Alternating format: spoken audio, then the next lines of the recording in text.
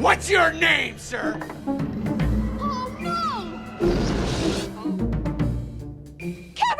이 영화들의 공통점은 무엇일까요? 그다지 공통점이 눈에 띄지 않는 이 영화들은 2022년 인디 영화의 성공 신화를 쓴 멀티버스 영화 Everything Everywhere All at Once의 연출에 각기 영향을 미쳤다는 공통점을 갖고 있습니다. 이 영상은 Everything Everywhere All at Once의 스포일러를 포함하고 있습니다. I got bored one day, and I put everything on a bagel. Everything. Everything 베이글을 들어보셨나요? 평소에는 각기 따로 베이글의 토핑으로 사용되는 씨앗들이 모두 한꺼번에 겉표면에 붙어있는 베이글을 일컫는 말이죠. Everything 베이글은 눈알 스티커와 더불어 Everything Everywhere All at Once의 상징적인 소품입니다. 저마다 따로 쓰이는 토핑이 한꺼번에 모인 Everything 베이글은 감독 듀오가 애정하는 수많은 영화의 오마주가 모인 결정체 Everything Everywhere All at Once 그 영화 자체를 상징하기도 합니다. 오징어 게임 편에서도 다뤘듯이 때때로 영화들은 다른 영화로부터 얻은 영감의 결정체로서 자기 존재를 드러내기도 합니다.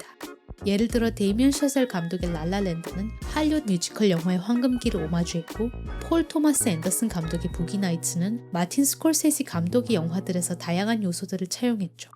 Everything Everywhere All at Once 역시 매트릭스, 2001 스페이스 오디세이, 화양연화 등을 연상시키는 현란한 연출을 보여줍니다.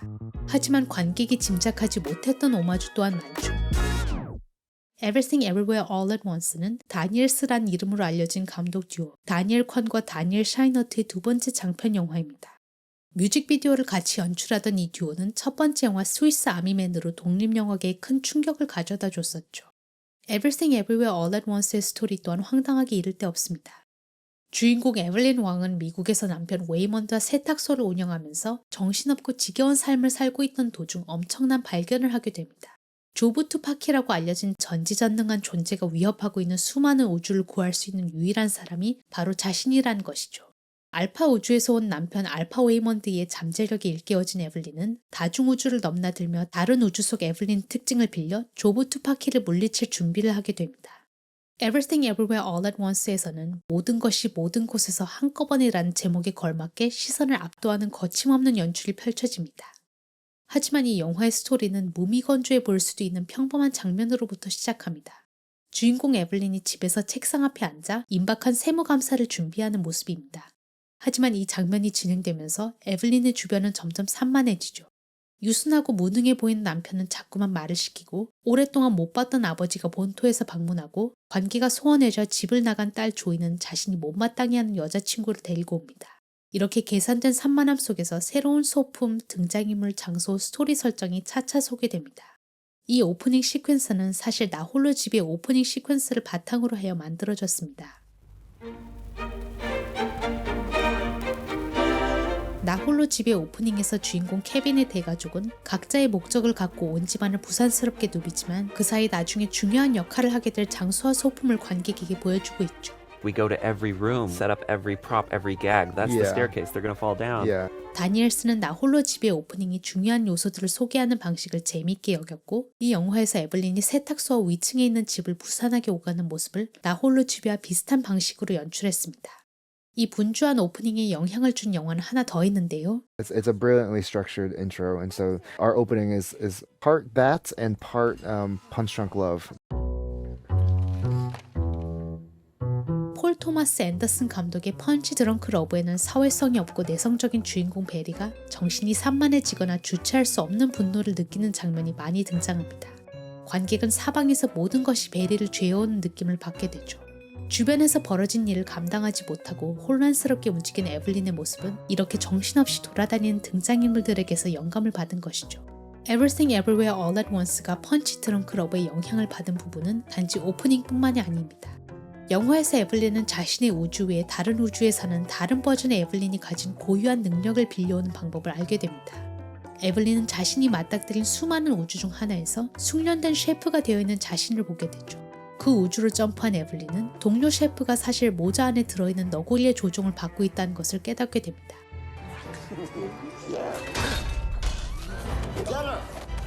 이곳은 2007년 영화 라따뚜이를 패러디한 라카코니 우주입니다. 촬영 감독 랄킨 사이플은 이 장면을 펀치 드렁크 러브에 바치는 괴상한 시라고 말했었죠.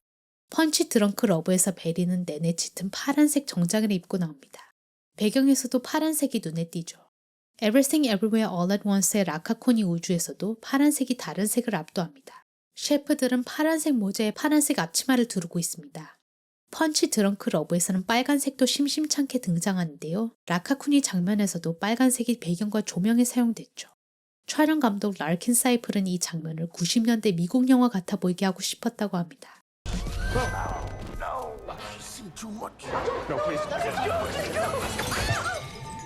에블린은 모자 안에 든 너구리만큼 황당한 설정의 우주를 보게 됩니다. 관객은 2001 스페이스 오디세이 패러디를 통해 이곳이 오래전 인류의 진화가 스텝을 잘못 밟는 바람에 모두 핫도그 같은 손가락을 갖게 된 우주라는 것을 알게 되죠. 영화 내내 제작팀은 어느 한 우주에 선택적으로 쓰인 색이 다른 우주에서는 쓰이지 않게 주의를 기울였다고 합니다. 이 우주는 모든 물건이 핫도그에 든 다양한 요소를 연상시키는 색들로만 이루어져 있죠. 핫도그 우주에서 에블린은 국세청 조사관 디어드리와 연인 관계입니다. 이 황당하면서 로맨틱한 우주의 시초는 의외의 영화에서 비롯됐습니다. 다니엘스와 사이플은 이 우주를 캐롤과 같은 분위기 있고 고급스러운 로맨스 영화같이 연출하고 싶었다고 합니다. 하지만 제작 과정을 거치면서 핫도그 우주의 연출은 전형적인 넷플릭스 로맨틱 코미디 영화같이 보이게 바뀌었습니다. 이 우주 속 장면은 화면비도 넷플릭스에서 선호하는 2대1입니다. Everything Everywhere All at Once 내내 화면비는 다양한 우주와 분위기에 맞춰서 수시로 바뀝니다. Joy? Why do you look so stupid? 에블린은 자신이 막아야 하는 악당 조부 투파키가 사실 알파 버전의 우주에서 온 딸 조이라는 것을 알게 됩니다. Juju to booty.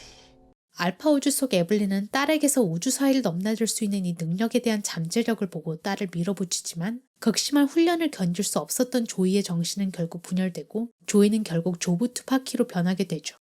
모든 우주를 동시에 경험하게 되고 결국 아무것도 중요하지 않다고 생각한 조부 투파키가 된 조이는 모든 것을 파괴하기 위해 에브리싱 베이글같이 생긴 블랙홀을 만듭니다. 조부 투파키는 우리가 가끔씩 무한한 우주 사진을 보면서 지구가 극도로 미미한 존재라는 것을 알게 될 때 느끼는 공허함과 허무함을 담은 인물이라고 할 수 있죠. 조부 투파키의 이 상징적인 에브리싱 베이글이 모셔진 흰색 신전에 대한 영감은 의외의 영화에서 나왔습니다.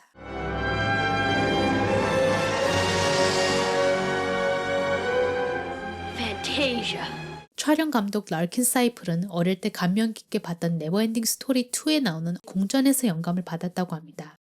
1990년에 개봉했지만 폭망한 영화 네버엔딩 스토리 2는 미하엘 앤드의 소설 끝없는 이야기를 각색한 1988년 개봉작 네버엔딩 스토리의 속편입니다.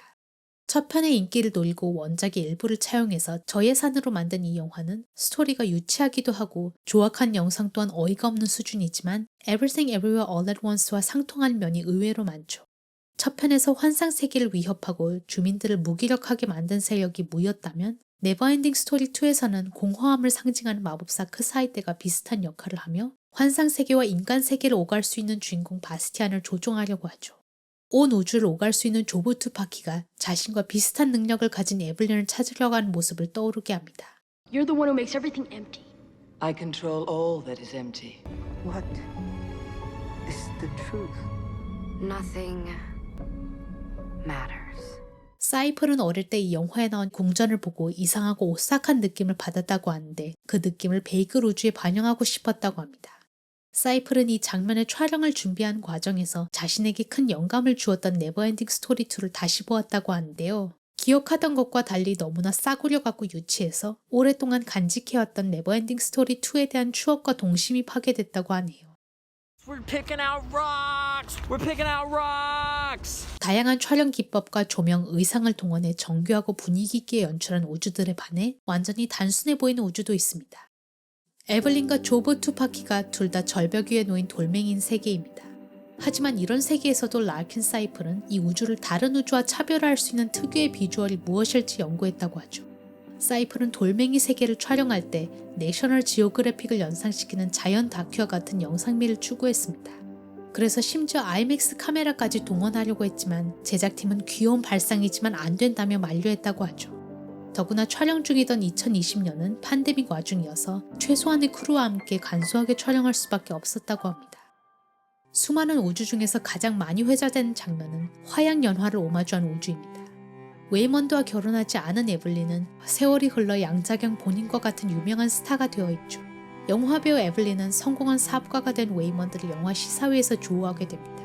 서로에 대한 미련과 후회를 가진 에블린과 웨이먼드가 비오는 날 저녁 홍콩 뒷골목에서 대화를 나눈 장면은 화양연화에서 두 주인공이 비오는 날 헤어지는 연습을 하는 장면에 오마주죠. 하지만 화양연화는 전체적으로 초록색인 영화가 아니었죠. 이 우주는 촬영에 있어서 화양연화, 중경삼림, 타락천사 등 다양한 왕가의 영화에 대한 오마주입니다. 사이플이 이 우주를 왕가의 우주라고 부르기도 했습니다. 미니멀리즘이 아닌 맥시멀리즘 영화인 Everything Everywhere All at Once의 제작진이 인터뷰에서 가장 많이 받는 질문은 관객이 다양한 우주를 어떻게 헷갈리지 않게 했냐는 것이었습니다. 이 질문에 대한 사이플의 답은 우주들을 서로로부터 완전히 차별하는 것이었죠. 특정한 감독이나 영화 속 장면을 토대로 만들어진 이 우주들은 고유한 색상과 화면비까지 갖추고 있어서 관객들로 하여금 각 우주에서 벌어진 일을 흥미진진하게 따라갈 수 있게 했습니다. Everything Everywhere All at Once는 다양한 장르의 영화에 대한 제작진의 열정을 엿볼 수 있는 오마주의 결정체입니다. 낡은 건물에서 남편과 함께 세탁소를 운영한 이민자가 세무감사를 준비하는 모습에서 시작하는 Everything Everywhere All at Once는 이어지는 스토리를 상상할 수 없었던 것처럼 뜻밖의 독립영화 배급사이자 제작사인 A24의 역대 최고 흥행작이 되었습니다. 감독 듀오와 촬영감독 사이플의 이후 행보가 무척 궁금하고 기대되는 작품이었습니다.